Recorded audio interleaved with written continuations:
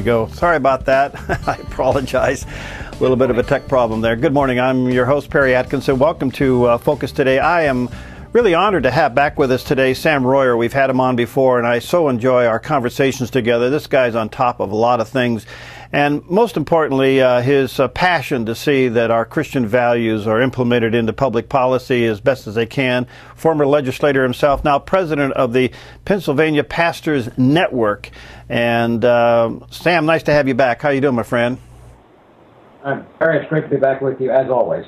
Well, listen, a lot going on. First of all, those who don't know what the Pennsylvania Pastors Network is, give us a quick snapshot of what you do. I'll be glad to do that, Perry. The Pennsylvania Pastors Network is a voluntary association of pastors now comprising over 2,000 in Pennsylvania.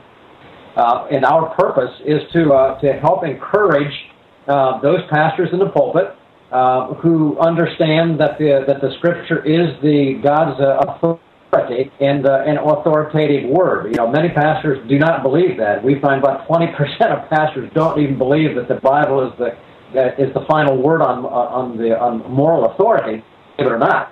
But we work with pastors who believe that the Bible is the authoritative Word of God, that they have an obligation to teach all that the Bible teaches, the whole counsel of God, even the controversial issues, and that they have an obligation to teach a biblical worldview, meaning that they are instructing their people to be what it means to be salt and light in all aspects of culture, literally to impact the culture for Christ. We believe that it is the pastor in the pulpit who really stands today in the most critical position, perhaps in our nation's history, to put forth the truth and to teach people who are lacking in the knowledge of Scripture how and what they ought to do, not just as citizens of this country, but as citizens of God's kingdom here in this nation in which we live. So this is what we do, and we are really thrilled at the pastors who are standing up, and we're getting many others who are afraid to speak out, to understand that the time is now, for such a time as this, they must stand up and speak. All right, well, beautifully said. And let me encourage our viewers and listeners, check out papastors.net. That's the website, papastors.net. Well, Sam, your own Attorney General now is threatening not to defend DOMA. Boy, this opens up a lot of questions, but what has made her to go down this road? Well, you know, I can't speak exactly for her own personal motivations other than what she has said from her own lips. And that is this. She felt that she could not ethically defend our state's the Defense of Marriage Act law, which says that a marriage is to be recognized as a union between one man and one woman. That's the law. That's what is in effect. She said she could not ethically defend that statement. And she also said that she felt that that our law was wholly, in her words, quote, wholly unconstitutional, unquote. Now, this establishes a number of very, very problematic impacts from her statement. And I issued a statement across Pennsylvania, was on the news just within hours after she made her statement last week, and saying a couple of things. Number one, as an elected Attorney General, not even appointed, she's elected by the people in Pennsylvania. Her obligation under her own oath is to support and to defend the laws of the Commonwealth of Pennsylvania, of which this is a law. So her failure and refusal is a dereliction of duty, number one. And we can go down that road and what that means. But the second thing is, by saying that she couldn't ethically defend the law, means very clearly, in our opinion, that it is a direct attack on the integrity of the family, because marriage between a man and a woman is basically the essence of what constitutes a family. So she has opened up a whole Pandora's box of real problems here. All right, now there's a couple of things come from this. First of all, it appears, Sam, that we are passing laws to make us lawless. As ironic as that might seem, but I mean, you got somebody here that doesn't uphold the law. Over the weekend, as you know, Zimmerman was acquitted. Now everybody's writing because they want to overturn that law. I mean, we seem to be going into a lawless state. And now, if you got an Attorney General that won't uphold the law, is that an impeachable offense? Well, you know, Perry, you know, if this would be the first time, that would be one thing. But let's go back just a little bit. The U.S. Federal Department of Justice the Obama administration, the executive branch, refused to defend national DOMA. Right. The governor of California and the legislature and the Justice Department, their executive branch, refused to defend the appropriately constitutional amendment Proposition 8 in California. So now what you have here in California, here in Pennsylvania, is just is the third, really, in a quick series here of executive branches, and then the court itself, Supreme Court itself, that overstepped its duties, responsibilities. So you have a court and now three executive branches across this country who have said, we just are going to not acknowledge and are going to refuse to enforce the law, regardless of what our constitutional oath says, regardless of what we were elected to do, regardless of the laws of this country. This is, Perry, in its very strictest sense, this is tyranny. This is what our founders were talking about when there were certain elements in Parliament and the king himself who refused in those days to enforce certain aspects of law. This is ceding, and I made statements right after Supreme Court made their judgment that what they put into effect is they codified and put their stamp of approval on executive branches, U.S. and then California, in refusing to defend law. They went ahead and put a stamp of approval on it, and that they would, in effect, put in a ripple effect that would emanate across this country, which would encourage, in my opinion, lawlessness. Right. And that's exactly what you're saying. And so this is very, very serious. It's not just a matter of the family. It's not just a matter of this particular law. This goes far beyond that to say that if executive branch, who is to enforce the law, can choose to enforce it and thereby make the law, you've really put together and destroyed, the three branches of government which make us as a republic distinctive. Well, we saw another example of that when the president on his own bill decided to suspend part of it, and that's the workers' mandate of the Obamacare. I mean, he's suspending the very law that the government now has made law. Does that make him imperialistic and gives him the power? When are we going to say these people are out of their jurisdiction and recall them, or at least impeach them, or do something to stop this nonsense? Well, you know, Perry, I was just in a conversation with some before we began to talk here this morning with a couple of members of our Pennsylvania House in regard to this matter. And, you know, I said, you know, to them, you know, when the constitutional liberties are threatened, you must look back and say, who has the responsibility to correct those wrongs? Well, frankly, in this case, it's the legislative branch, through the impeachment process and through other mechanisms, that has the really only constitutionally guaranteed mechanism to put manners on the other lawless branches. If they fail to do that, and Congress has failed to do it in Washington, if the various House legislatures fail to do that as well, they really become complicit with the other branches of government. No question. The only thing left of that, Perry, is at election time. Right. And when elections are run, kind of like what we saw this last election, and other things happen, you really remove from the people themselves the lawful ability to enact change. And this is what those in positions of authority, they know this. They know this. Are you sensing pushing us to the back? Excuse me, Sam. Are you sensing a pushback from the citizens there? Is this starting to resonate through the state? Well, here, I mean, it's beginning to. I'm glad to say that even a couple of newspapers that are fairly liberal normally have just put forward some editorials saying that regardless of this issue, when those in office fail to exercise their duties, they put in effect, and they actually refer to it as tyranny also. So, yeah, I'm glad to see some others stepping up. I think you're at the early stages of what you'll see happen here in Pennsylvania, but I think you're going to see a significant pushback, and we want to be a part of that. Okay. I'm going to run out of time here, but quickly, your response to the Supreme Court 5-4 ruling on all of this concerning same-sex marriage. Do you have a snapshot opinion on that? My snapshot opinion on that is that the Supreme Court, by doing what they did, usurped authority in three areas. They usurped congressional authority by overruling a legitimate law that was passed. They overruled state sovereignty by undermining an act of the citizens of California, Proposition 8. And thirdly, but not lastly, they usurped God's authority by trying to redefine the definition of marriage, which is only God's ability to give, not government to change. So they stepped into 3 areas, and I believe made some changes that are going to see ramification of effects a number of areas along those 3 areas: separation of power federally, state sovereignty because of California, and religious rights issues because of what they did to God's definition of marriage. Well, Sam, it appears to me that as we enter this incredible era of lawlessness, certainly is going to produce godlessness, and the spiritual climate of the country now totally rests on the shoulders of the church. Hopefully, we rise to the challenge and to the duty. I believe, Perry, you are correct. In the absence of law, which law reflects the recognition that there is higher law. Right. Higher law in this country is the Constitution. Our founders understood that the highest law was God himself.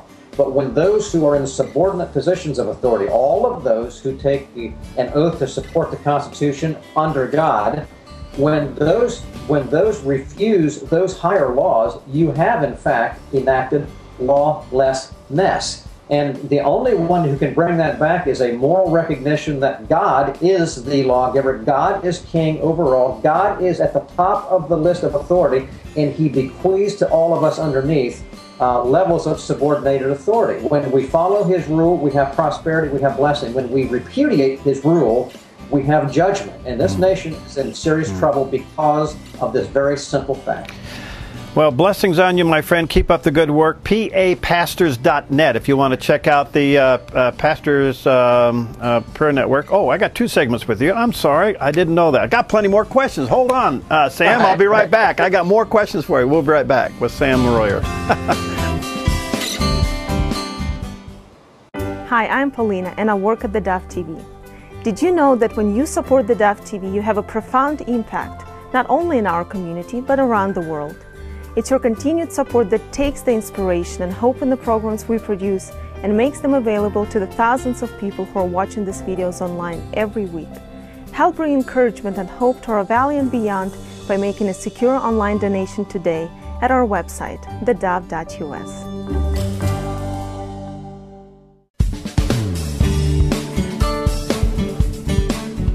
Okay, we're back, and our guest today is Sam Rohrer, and he's president of the Pennsylvania Pastors Network, and really it's an incredible organization. I think a great example. I hope we could start one here in Oregon. Check it out, PAPastors.net, PAPastors.net. We're talking about a variety of things, but their own Attorney General now is vowing not to perform her duty to uphold the law, which in the state of Pennsylvania, they have a DOMA law, and she's deciding on her own that she just can't morally or ethically or whatever other excuse she's using to support it. And so she's taken upon herself to be above the law. And this really does set up, Sam, the discussion that we've been talking about today, the sense of lawlessness, and I'm really quite concerned about it. I don't know if just the average citizen is beginning to see this. Does the Christian begin to see this? We actually have an imperialistic administration that can cut and paste law to mean what they want it to mean. It just seems to be, I use the word unbelievable, it's beyond that. I can't get my brain around it. Well, you know, Perry, it's hard to get my brain around it as well, but you know, and when I look back historically, and I look back biblically, we know before the days of Noah, before God sent the flood, and other times throughout history, we're told that people did that which was right in their own eyes. Right. That is a result, you see. That's a result when people take upon themselves to do that which is, they affect our saying that they are God. We are in a postmodern society in America. We're not in a Christian society. We are a Christian nation with great Christian heritage and roots, but we are a postmodern society where the rule of law, God's law, ultimately has been rejected. We have seen it. When the court ruled that murder of the unborn was appropriate, we threw prayer out of the school. We said it's not proper to have the 10 Commandments hanging in front of our children. That forms the basis of education. And then we come back now and we rule that the definition of marriage, God's institution, is something other than God defined. These are all marks of a postmodern society. And the fact when you have individuals who can stand up, having taken an oath, by the way, I mean, An oath is a solemn promise before God to fulfill a series of duties, to say that I can just choose when I fulfill my promise or when I don't, is to repudiate the entire notion of integrity, of honesty, truthfulness. And this is what gets down to that. I mean, I'm convinced that when those in the citizenry face or see those who are in positions of authority act that way, you in fact teach and encourage citizens themselves to have no respect for the law. And when you have no respect for the law, you have anarchy. Tyranny produces anarchy. So these are very critical days, and I do believe it's the church. It's Christians, it's those who know God himself, know the teachings of Scripture that lays out these principles, are the ones now to stand up and say, whoa, wait a minute, here is the truth, here is the way. If that does not happen, Perry, you'll see a further disintegration. Frankly, I'm quite surprised in many respects of how much we have seen our own institutions of government so deteriorate even in the last 4 years. It's been a rather incredible thing. But these actions, right on the hands of one after the other, the federal executive branch, California, now here our Attorney General in Pennsylvania, these things following in quick succession, one after the other, it seems to me almost kind of like establishing a trend I don't like. Well, I think if we understand what's happening here, the rejection of rule of law eventually means the rejection of freedom of religion. And we have fought all these issues from same-sex marriages to abortion and everything goes, all the other social issues, Sam, and I know that you've been a champion on those as well. But now what we're facing is the foundation of it all, and that's freedom of religion. That seems now to be slipping through the cracks. And I'm just wondering, do people of faith, are they just overwhelmed with it? Or do they feel defeated because we've lost all of these issues even though we have fought them? Or do they think it's just part of their eschatology? Why bother? Is it a mixture of all three? Because we just don't seem to be translating these large crowds on Sunday to some kind of cultural change on Monday. Perry, I think you're right on the money. I think it's a combination of all of these. Our emphasis in the Pastors Network, though, is to emphasize to the pastors themselves that they are the ones who are standing. They are the ordained position, God-ordained position of pastor in the pulpit of the church, which is God's institution. And they are the ones who are told to preach the Word. If they fail to preach all of the Word, or portions that they find acceptable, but almost, frankly, Perry, many pastors in the pulpit are doing just what our Attorney General has done, and the Supreme Court did, and the President has done, when they choose to say, well, we will support some things. We will preach some things that the Bible says, but we're going to choose not to preach other things. It's the same thing, just in a different aspect. And that's what we're talking about. We do not have, as pastors in the pulpit, understand it, we say, if God says it, you've got to preach it, all of it. And if you choose to let some out and to the neglect of others, then you're going to stand before God and give an account for how you have chosen to really make yourself law and to make yourself God and to put yourself in the place of God, saying you can determine what's right or wrong. That's not our prerogative as individuals, as Christians. We must do all that God says, or we're not doing, frankly, any of what God says. All right, our founding fathers, part of their Declaration of Independence was not only based upon their passion to preach the gospel, but they had three institutions in mind. They had the home, the church, and the school. And now it seems that we have abdicated our responsibility of all three to the state. And we're wondering, well, gee whiz, it must be the end days. That seems to be a cheap cop-out. And don't get me wrong, I think we're living in some very biblical times, but if we don't restore the home, the church, and the school, then this is what you get. Well, you're exactly correct, and I would put into that, as when I talk three institutions. You've got the family, of which underneath that sits education. Really goes under the family, right. And then you have the church, and then you have civil government. Those are the three institutions that God has established. But Christians, from the beginning, God has intended that His model for the family of what constitutes a family, the father and the mother, and their responsibilities to train up children, therefore education, those kinds of things. And then the church, their obligation to meet needs of those, to teach the Word and frankly, to meet the needs of the poor in their communities. Those are a part of the church. And then the civil government really is to make sure that the family functions properly and that the church does it's permitted to do its function.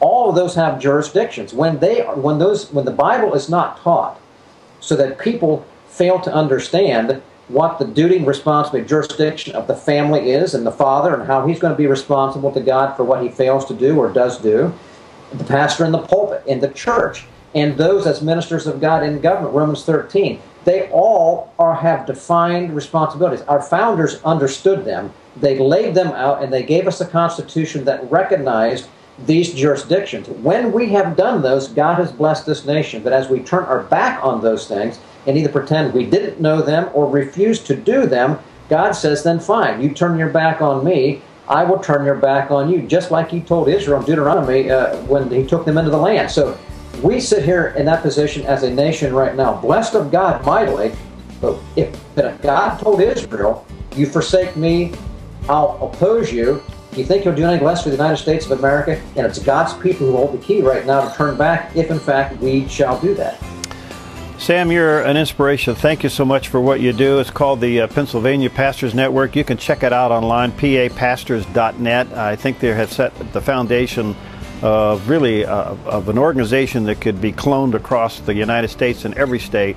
And I look forward to having you back quite often, my friend. I love your perspective. Keep up the good work. Perry, thank you so much, and frankly, we are laying the groundwork right now for a national effort, so I want to talk with you later about it, but God has opened up the door, part of your encouragement, so we're going forward as God leads. Let me know how I can help. Thanks so much. All right, we'll be right back. Hi, I'm Daniel, and I work at theDove TV. You know, compared to Portland, Seattle, and LA, Medford might be considered a small market. But at theDove, we're excited about the opportunity to make a big impact right here in our community. And you help make that happen. Did you know that more than 90% of our income comes from people like you? You can help us now by making a secure online donation at our website, thedove.us, or by phoning 541-776-5368.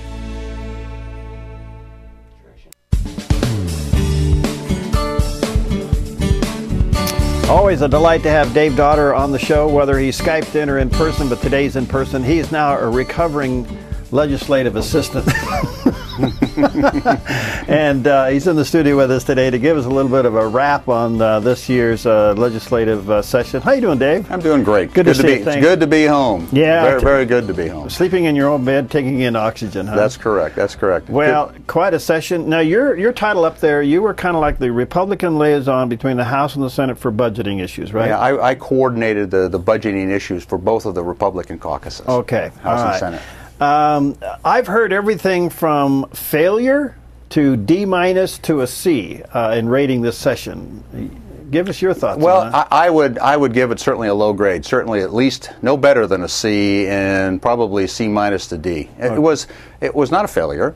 They did some good things, but first off, the two things they didn't do was they didn't really fix PERS. Right. They didn't. They had lots of chances to do that. The PERS they actually passed was PERS light, like everybody's talked about. Yeah. And the other thing was, at the beginning of the session, everybody's press releases talked about jobs in the economy. Right. And when you got done, you looked at it and you went, so did we do anything for jobs in the economy? And the answer is, a couple little minor things, but it was not.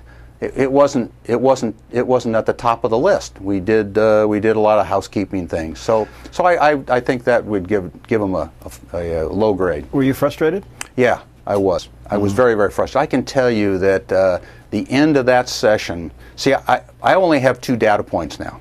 I have the last session in which you had the co-governance model and you had true bipartisanship, and one side couldn't do anything without the other side agreeing to it. And the end of the session, They got a lot done. They got a lot done. Yeah. And the end of the session was fairly, well, it was a little bit rushed and it was a little chaotic.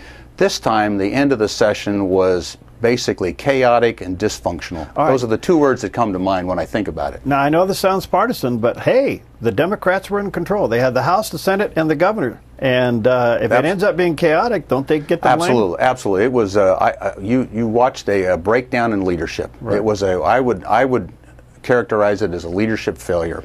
They got to the end of the session, and then you bumped up against the 4th of July weekend. And literally the members didn't know until Wednesday afternoon before the Thursday, 4th of July, what their weekend was going to be like. So they said, okay, go home for the 4th of July Thursday, come back late Friday, and we'll work through the weekend, and then we'll finish up. And they just rammed things through. I mean, it just was just. In fact, I had a discussion with Senator Doug Whitsitt, and I said, Doug, is it this way all the time? And he's, of course, a lot more experienced than I am. And he said, yeah, but this is particularly bad. This is really, really bad.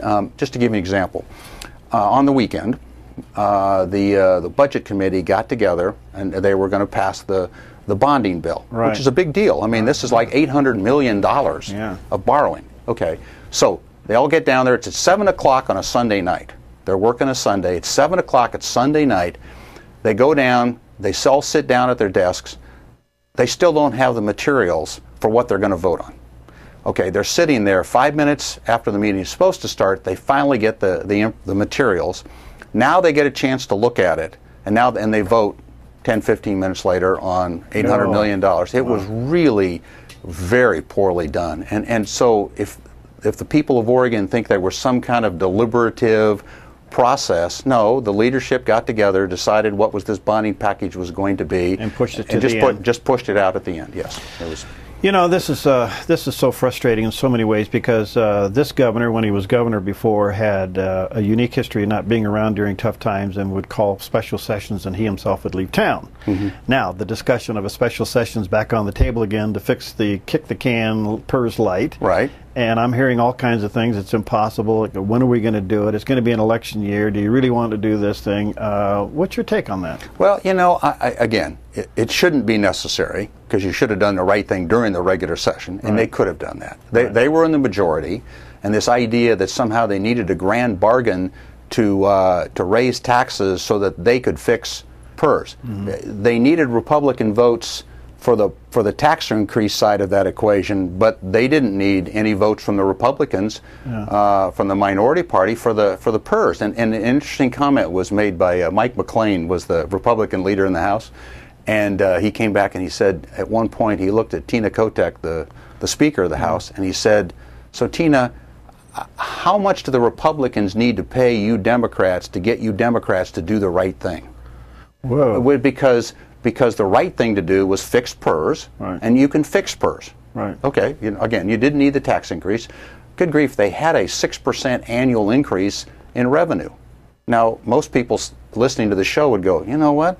If I had a 6% annual increase in my budget, wow, I would think that would be pretty good. And then on top of that, you needed a tax increase. So, anyways, those are the pieces that were so frustrating. And now there's this discussion about, well, let's come back into a special session, and we didn't quite get there on this grand bargain. Okay, well, you know, both sides are willing to sit down and talk about it, but I think what folks need to recognize is one of the things that the minority, the Republicans, are really pushing is for economic growth. There's this special tax bracket for small businesses, and for your again, small business. So it's different than the corporate tax rate, and different than the individual tax rate, and it's really important to the small businesses. So and that left the table at the end. So you expect a special session? If so, when? Well, they're talking about one in September. That's up to the governor, right? That's up to the governor. What's up, and also to the majority. To the majority. I mean, the minority will just have to be there. Yeah, have to be there. Yeah, they're there because they need a quorum. Yeah. And so it was nowhere near as bipartisan as what I saw before, because they needed each other. Right. And this time you just had this, again, chaotic situation at the very end, and I watched them rush through bills that talked about various, made major changes in how we govern the education system. Right. And again, they passed that. I watched that pass through the committee, and I'm looking at the committee members, at least on the Republican side, and they're going, I don't know what's in this bill. It's 110 pages long, or 107. I don't know what's in it. I haven't seen it yet. And it shows up, an hour before the committee meeting. and they have less than an hour. So that's obviously a coordinated effort between the governor and the speaker and the president, right? I think, you know, if you're sitting, it has to be coordinated. Yeah, well, you know, and some of it was, wait until the last minute. Irresponsibility. It's just so irresponsible. All right, K through 12 not only got funded but got an increase. That's correct. Oh yes, absolutely. How big of an increase? Well, if you're just to put this in perspective for everyone, the resources available, the revenue went up 13%. That's about a 6% annual increase. Right. Okay, K-12 only got a 14% increase. Now, that's a lot of money. Yeah. Okay, that's a big increase. But if you look at it, well, let me see. The budget went up 13%, so I really helped out K-12, but I only gave them a 14%. Well, that's only 1 point above what is their, quote, fair share. Right. So that's right. Plus they got this little bit of PERS savings. Okay.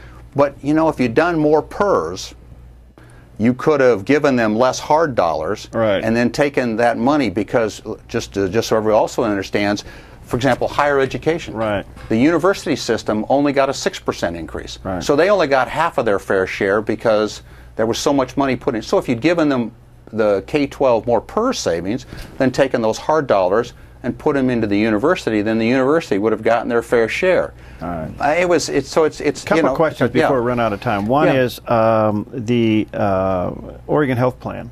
Did it go up in budget? Oh yeah, absolutely, absolutely. Oh, tremendously, huge increases. Now remember, what we're doing is Oregon is buying into Obamacare completely. Okay. We're going to go from about 600,000 people on Medicaid to over 800,000.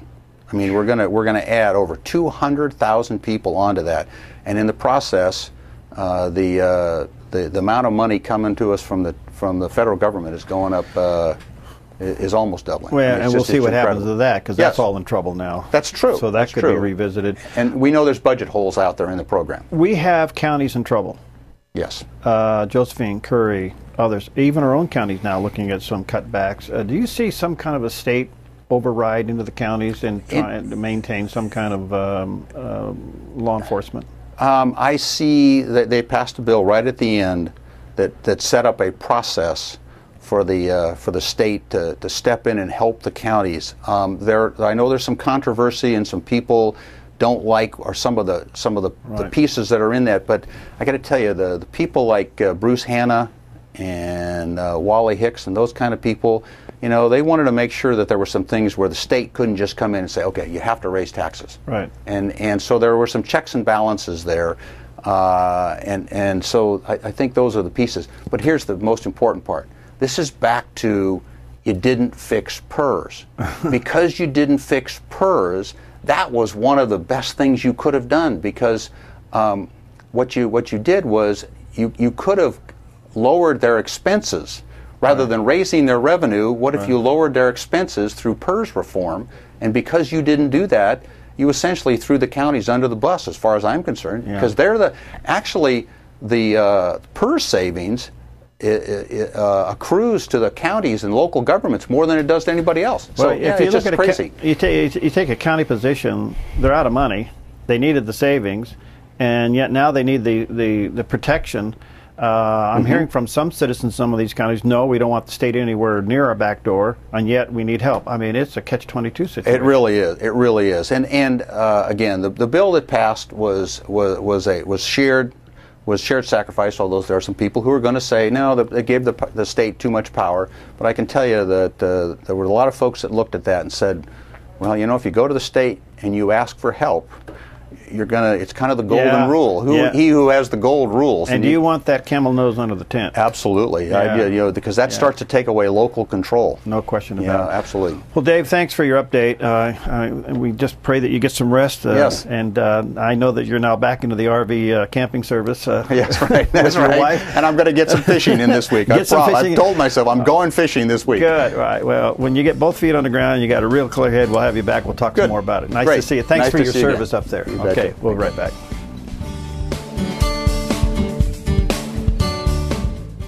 Hi, I'm Paula, and I work at theDove TV. Every day we get letters and emails from people who've been encouraged, blessed, and challenged by the programs on theDove TV. But we couldn't do it without you. Did you know that more than 90% of our income comes from people like you? You can help us continue to bring inspiration and hope to our community by making a secure online donation at our website, thedove.us, or call us at 541-776-5368. All right, back and always excited to have our good friend Bryan Platt in the studio with us today, and we want to talk about three things quickly. First of all, the Jackson County Fair starts this week, and Jackson County Right to Life always has a booth. We do, Perry, and I think we all consider it the most positive, potentially the most outreach as far as a ministry to the people that really need to have the pro-life ministry of the whole year for us. So, and we have a great bunch of volunteers that will give 3 hours of their time during the course of the week. And of course, in past years, we've always been inside the Compton Arena where it's hot and dusty. This year, we're in this Mace Memorial Building, which is brand new and air conditioned. So, so our volunteers will really appreciate that. And we have the fetal models that the kids come over and they see these, and it's baby, mommy, it's baby. It's so important for us just to continue to get that positive pro-life message out, and the fair is the place to do it. So we're looking forward to it. Starts tomorrow and goes right on through the weekend. Yeah. All right. Part of that is this is also your annual rally, or your not rally, but raffle. Excuse me. And you're giving away? We're giving away $1,000 in cash to the lucky winner. And of course, the whole purpose behind this is to support the Right to Life chapter. It's we actually had two very generous donors this year come forward and actually front the money for the prize. That's wonderful. So Perry was an answer to prayer. I mean, it was just, what else can you say? And so now we have 250 $10 tickets. And as we sell those, almost every dollar goes right into the coffer for Jackson County Right to Life. The fair itself, I haven't actually done an average thing, but I'll bet the fair costs us around $800, $900 to produce. It's $500 just for the booth rental there at the fair. So the chapter needs that money to do its annual events, and we're in the process of selling those tickets. We got a little bit of a late start, so we may run a little bit longer than we normally do as far as announcing the winner, but we were thinking maybe we'd have it in the morning show. When all the tickets get sold, we'll come in and we'll get a big hat, and we'll have Paulina come in or something and draw the tickets. So you got this week to do it. We're really pushing this week. Tickets are available. Okay, we have Sensational Sweets, Clean Roberts up in Eagle Point. Right. We've got the Medford Mailbox, Bob and Rebecca Gurney downtown. Okay. We've got the Dove. Right. Sue's got some out there. We've got Evangel in Grants Pass. Okay. We've got Valley Vinyl. Okay. And or you can call me and the cell phone number, which I left my cell phone at home, so just leave a message and we'll get to it. It's 541-821-4773, 541-821-4773. So we just do the honor system. Yeah. If you call and say, well, I'd like 4 tickets, then we'll just get your name and address and we'll mail them to you. When you get them, fill out your little stubs, mail them back with your check, and we'll get you in the drawing. Okay. Let's do that. Let's get this sold out. 821-4773, or come by here at the Dove and check it out at Evangel in Grants Pass, or Mailbox and Sensational Sweets. Boy, I know I'm missing one. That's just terrible. Valley Vinyl. Anyway, get them. Or call me. Or come on. Yeah. 821-477-3. Buy a bunch of these tickets. Who knows? You could be the grand. They're going fast. I mean, and that's always, always happens at the end. Well, it does always happen, and it's always a blessing, Perry. The Valley has a strong pro-life contingent, and we're leaning on them. We're leaning on them on the fair. We're leaning on them on the raffle, and now we're leaning on them on the petition. All right, this is the most important thing I've had in my hand in a long time, and tell us about it. Okay, so everybody probably remembers a year ago where Jeff Jimerson and a group up in Corvallis felt led by the Holy Spirit, and I mean truly, these folks have committed this whole process to the Lord. And the whole issue at heart here is that the state of Oregon, through Medicaid, funds over 4,000 abortions with our tax money every year. And I think we're just so blasted just by life and stuff that we don't really have time to sit down and really contemplate what that means. But you and I are paying for 11 abortions. We're killing 11 babies 7 days a week, 365 days a year in the state of Oregon. We're paying for that with our money, and it raises some really, I think, profound theological questions. But nonetheless, here is an opportunity for us to put this issue to a vote of the people of Oregon in the form of a constitutional amendment. So the bar is high in the sense that we need about 150,000 signatures to make sure that the 116,000 which is required is met, because we're going to have some that are not registered voters or sign wrong or whatever the case might be. So 150,000 signatures to get this on the ballot next November, the 2014 election cycle. So we're beginning that process of gathering signatures. Now, last time we got half of the signatures we need. We got half. In Jackson County, the goal is 10,000. We got 5. Statewide, the goal was 150,000. We got 70. And so everybody that signed last time needs to sign and get a friend to sign. I mean, we've got to double our effort. We've got to double our effort. All right, you and one more person, if you signed it last time, and we got to do this. Now, look, we have some time here, but that shouldn't be a deterrent. Let's get it done early. Yeah, the time works for us and against us. Yeah, so if you don't have them, get a hold of Bryan. There's a volunteer handbook that comes out, which is very clear in what your instructions are. We have the signature, we have the petitions here at the Dove. But I would hope that you would allow pastors or whoever, talk to your pastor. Would you allow a point person in your church to stand in your foyer and collect signatures? It is totally, totally, totally legal. Now, Perry, I was telling Sue before I came on, we got a minute or two here. Yeah.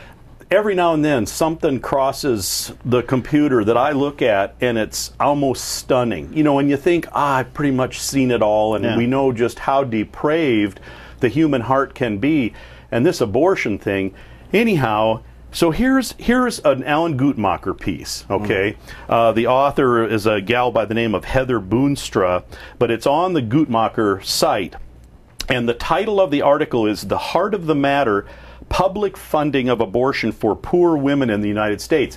And it has to do with this Medicaid, the use of our taxpayer money to fund abortions. So back down here about 6 pages deep in this thing, here's a sentence, and just listen to this. "Perhaps the most tragic result of the funding restrictions." Okay, now she's talking about how we're trying to cut into this avenue where the public is paying for abortion. "Perhaps the most tragic result of the funding restrictions, however, is that a significant number of women who would have had an abortion had it been paid for by Medicaid instead ended up continuing their pregnancy." They consider that tragic, that those children were allowed to live. I mean, it's a complete 180 degree. We have become reprobated in our thinking, and it's a reprobate, I should say, in our thinking, where wrong becomes right and right becomes wrong. And you know, we watched Texas over this last couple of weeks go through its incredible gyrations, but they got the bill passed. They got the bill passed. And you kind of wonder, all right, and when you polled the people in Texas, it was still a large percentage said no to abortion. Could we do that? You know, if you just take the church, Christian, eligible Christian voters in the state of Oregon, this thing passes. This thing passes hands down. Yeah. You know, we're looking for individuals who will take this petition and approach their pastoral leadership of their church. That's the key. When the chapter goes to a church and we have no representation in the church body, in that particular church body, it's much more difficult to get that petition through the front door than if someone from that congregation says, "Hey, Pastor, I've got this petition. Would you consider allowing us to have a church signing Sunday?" That kind of thing. Yeah, and it can talk. And pastors, it's totally legal. Totally legal. And I think this and voter registration ought to be going on constantly in your church between now and the time that this is due. And that's a great point, Perry. And we do have voter registration forms along. And this is, of course, as part of this whole matrix, is that you have to be a registered voter. Your signature can't have degraded. I don't know about yours, but mine degrades almost every time I sign a form. How much coffee I have. So we need to make sure you're a registered voter, that you know what your signature looks like. It isn't as critical anymore with respect respect to the address. Counties don't matter. We can mix counties on the same petition sheet. So in some ways they've made it a little more simplified. In other ways they're more critical, and particularly when it has to do with the circulator. But we've got plenty of instruction. This handbook pretty much lays that all out. Let me just say to our viewers and listeners in Klamath County, Curry County, Douglas County, Josephine County, and right here in Jackson County, everything that Bryan's talking about applies. And so you can get a hold of Bryan, sure, and he can get that to you if you live in one of those outside counties. And let's get this thing signed up. Yeah, shoot him my phone number there again, Perry. 821-4773. 821-4773. Whether you want to buy a raffle ticket for the drawing coming up later this week, or you want to get the information about Stop Taxpayer Abortion. Now, I want you to just catch a number here. I want you to write the number 11 down on a piece of paper, and maybe put it in your diary, put it on your refrigerator, put it on your mirror. Take out your Smartie and just write it on your mirror. Mark the word 11 down. 11 abortions a day in the state of Oregon are being paid for by your tax dollars. Now that's a number we can comprehend, we can ingest and understand, and yet it's a huge number that needs to stop. But 11 abortions a day are being paid for by your tax dollars. We got to stop it. You know, I think that we just are so guilty of just getting into life and just the flow of life and stuff, and not really sitting down to contemplate that. And again, Perry, that is the whole thing is within the power of the church in Oregon. To get this thing on the ballot. Undisputably, we have the signatures out there. Everyone who signed it, though, has to double their effort. What we did last time isn't good enough, by half. Well, again, let me just say to all of our viewers and listeners, it's real simple. If you take the amount of people who are eligible to vote, Christians, or just take the Christians, the evangelical Christians in the state of Oregon, those of us who are eligible to vote, and we vote, and those who are eligible but unregistered, we get them registered and vote. You just take the number who are eligible and get them to vote, register and vote. You sway any election in this state.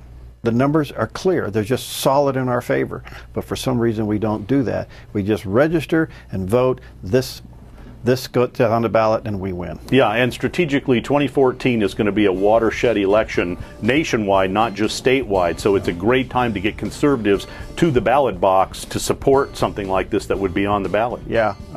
Bryan, thank you again. 821-4773 is the number to Bryan's phone. Buy a $10 ticket. You bet. You only got a couple days later. Go to the fair, visit their booth in the beautifully air-conditioned. It's wonderful.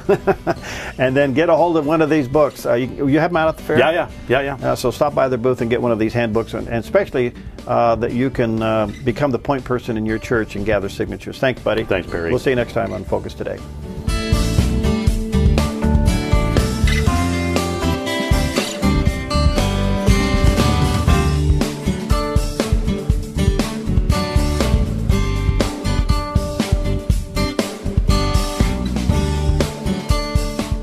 Hi, I'm Jim and I work at theDove TV.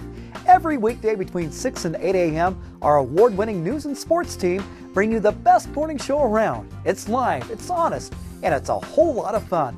And you help make it happen. Did you know that more than 90% of our income comes from people like you?